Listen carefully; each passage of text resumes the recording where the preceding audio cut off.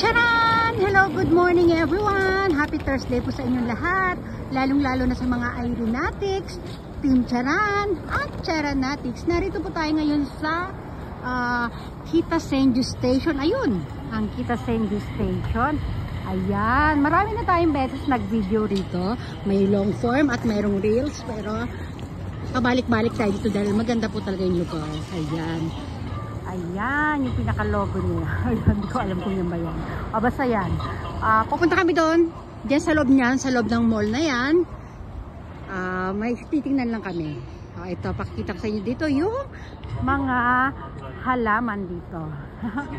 Ayan, halaman sa gilid.